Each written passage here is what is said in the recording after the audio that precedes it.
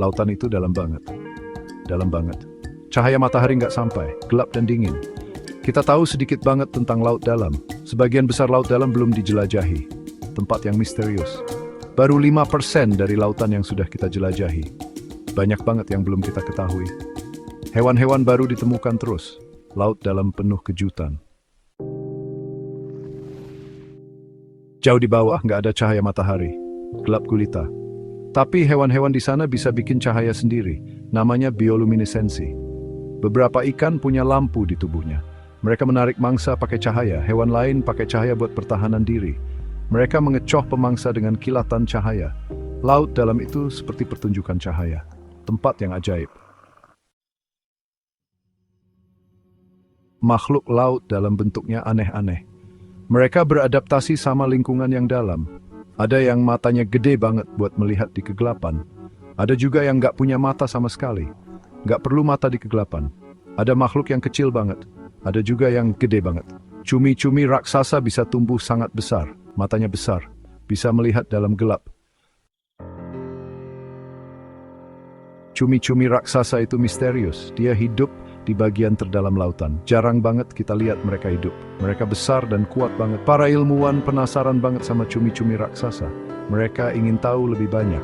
Gimana ya cara mereka hidup di air sedalam itu? Makanya apa ya? Kita masih belajar. Bagian 5, ventilasi hidrotermal, oase kehidupan.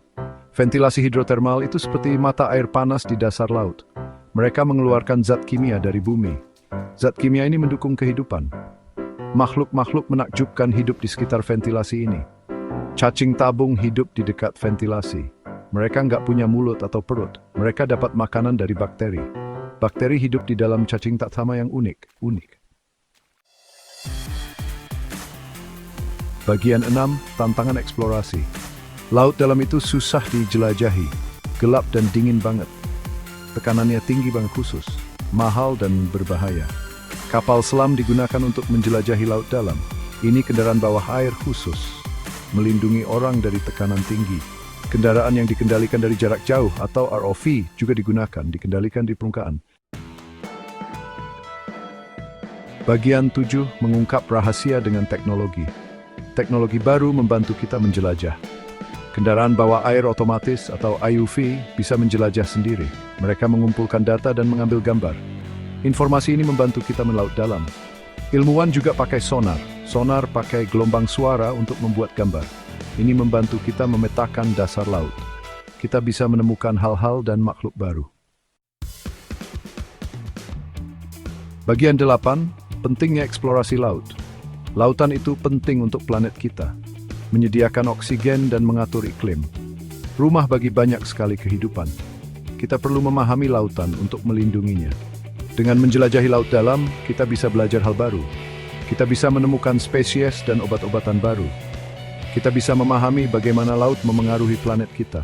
Pengetahuan ini penting untuk masa depan kita. Bagian 9, ajakan untuk bertindak. Kita harus terus menjelajahi lautan, masih banyak yang harus ditemukan. Kita perlu melindungi lautan dan makhluk-makhluknya. Masa depan planet kita bergantung padanya. Mari kita bekerja sama untuk mengungkap rahasia laut dalam. Mari kita kagumi keindahan dan keajaibannya. Mari kita jaga sumber daya berharga ini. Lautan memanggil.